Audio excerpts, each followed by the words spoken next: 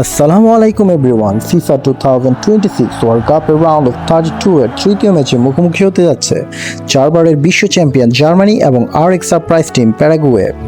জার্মানরা group পর্বে কুরাসাওকে 7-1 গোলে উড়িয়ে নাগাসম্যানের শিষ্যরা জানান দেয় তাদের মিডফিল্ড এবং উইংয়ের শক্তিমত্তা। জার্মানি ম্যাচের সিচুয়েশন অনুযায়ী খুব ফাস্ট ফরমেশন করতে পারে এবং ম্যাচের গতি পরিবর্তন করতে সক্ষম।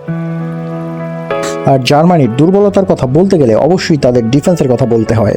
আইভরি কোস্টের বিরুদ্ধে 2-1 গোলের কষ্টার্জিত জয় এবং শেষ ম্যাচে ইকুয়েডরের কাছে 2-1 গোলের হার প্রমাণ করে ডায়মন্ড শেফদের ডিফেন্স কাউন্টার অ্যাটাকে কতটা দুর্বল।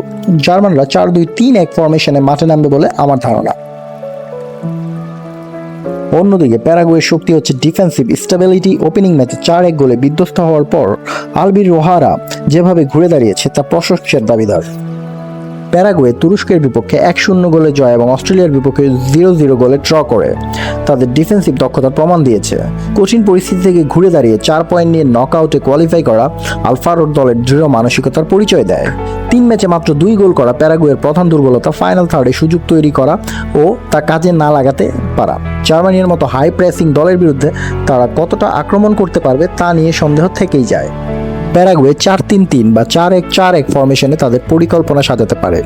2002 বিশ্বকাপের রাউন্ড অফ 16-এ এই দুই দলের দেখা হয়েছিল, যেখানে জার্মানি 1-0 গোলে জয়লাভ করে। তবে সাম্প্রতিক ফর্ম বিবেচনায় জার্মানি 3-1 গোলে ম্যাচটি জিতবে বলে আমার প্রেডিকশন। ভালো থাকবেন সবাই, দেখা হচ্ছে পরের অ্যানালাইসিসে। ভিডিও ভালো লাগলে লাইক এবং সাবস্ক্রাইব করতে ভুলবেন।